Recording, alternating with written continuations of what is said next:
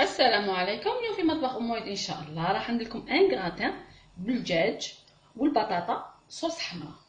نبدا طريقه التحضير مباشره. واش ندير شويه تاع الزيت تسخن، وندير صدر تاع الدجاج مقطع رقيق. هنا كما تقدري ديري لا فيونداج، هنا لك الاختيار واش ديري. انا درت اليوم الدجاج نص صدر فقط لاني حندير ان غراتان صغير، واللي تكون عايله كبيره بطبيعه الحال دير صدر كامل. اذا نقلي مليح هذاك الدجاج، ندير معاه بصله مقطعه رقيقه، نخليهم حتى يطيبوا تماما، حتى يطيبوا لنا مليح. اذا نخليهم فوق النار.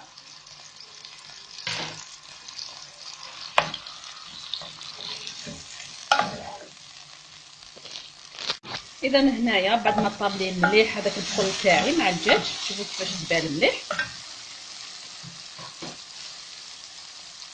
اذا نحكم ندير الصوص تاع الثوم نسكرفجهم.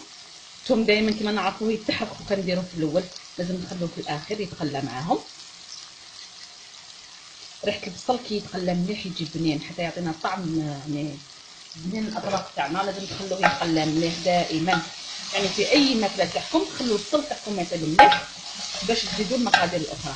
اذا هنا خليت الثوم معاهم. واش نديرو الان؟ حوالي نص مغرف كبيره تاع طماطيش مكبره. طماطيش مكبره دائما انا نحب نخليها مليح، ما نحبش نديرها في الاخير. جربوا الطريقه يجي بنين على ما ديروه في الاخير. اذا نقلي مليح هذيك الطماطيش مكبره.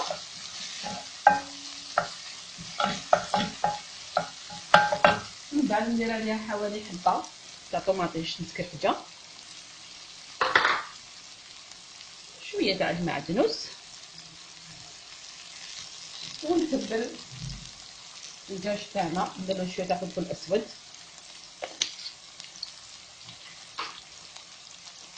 ونديرو شويه تاع الزنجبيل. الزنجبيل نحبو بزاف في الماكله لانه صحي، لازم نسيو باش ندخلوه كامل في الاكل تاعنا.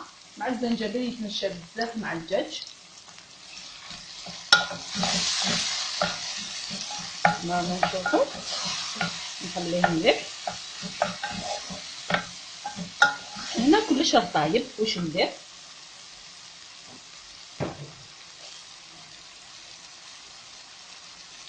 نحكم حوالي قريب كاس تاع الماء،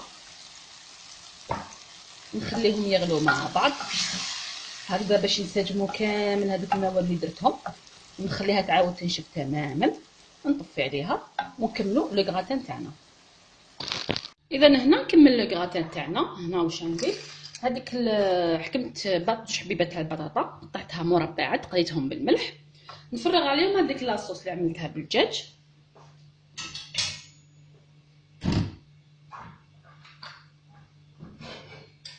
اذا هاد لاصوص زدت لها الملح في الاخر، نسيت ما عملتوش امامكم فقط.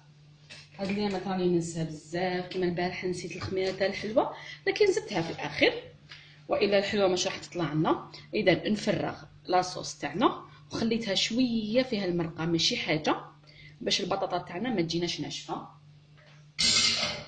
كاين بزاف ما يحبوش الكغاتا ناشف. اذا نمشيها فوق البطاطا تاعنا بهذه الطريقه هكذا باش نغيروا شويه في الكغاتان. حتى ولادنا يحبوا بزاف الكغاتان البطه مقليه، نغيروا شويه في الاكلات تاعنا، وهادو اكلات تعتبر اكلات سريعه. واش ندير الان؟ نحكم 2 علب تاع ياغورت ناتور، ولا الرايب تقدري تستعملي الرايب. نعم الرايب اللي ناكلوا به الطعام، ديري حوالي كاس منه اذا كان عندك في الدار. اذا انا حندير 2 علب ياغورت ناتور. اذا لاحظتوني نحب نستعملو بزاف لانه صحي، يعني نقللوا شويه الدهون. واللي تحب دير لاصوص بيشاميل تقدر تستعمل لاصوص بيشاميل مباشره.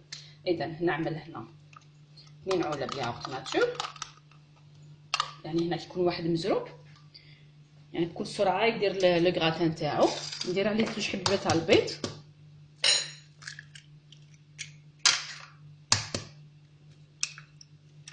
ندير عليهم شويه تاع فلفل اسود ما نكتروش، ونديروا شويه تاع الملح، ما نساوش الملح انا نسيته في الاول. ونخلط المقادير مع بعض مليح. كما قلت لكم لهنا في الكراتان تاعنا تقدروا تستعملوا لا بيشاميل، واللي حبت حاجه اكثر صحيه وخفيفه دير الياغورت ناتشور.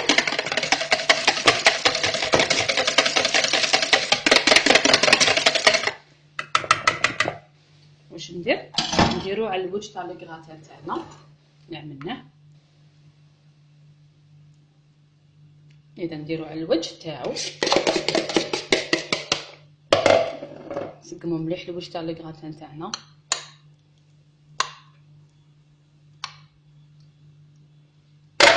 نحك الفرماج ونسكرفجو على الوجه تاع الكراتان تاعنا. كما تقدروا تزيدوا بفرماج طري بين البطاطا والدجاج. هنا تقدري تفنني في الكراتان تاعك لانه يجي بزاف بنين ويجي خفيف، وندخلوه للفرن حتى يتكراتينا، يعني كلش طايب، فقط ياخذ لنا لون فقط ونخرجوه.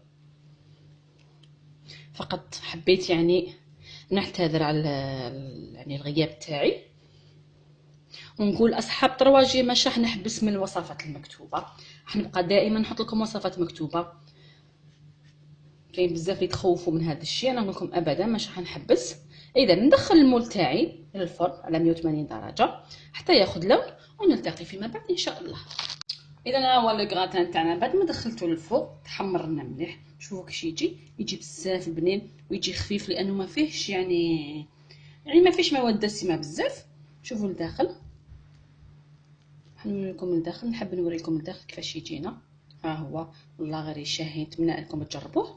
وإلا عجبكم الوصفه تاع اليوم ما عليكم غير ديروا لي جيم لا فيديو، تشاركوا في القناه حتى يصلكم الجديد، والى الملتقى ان شاء الله مع وصفه جديده، والى اللقاء.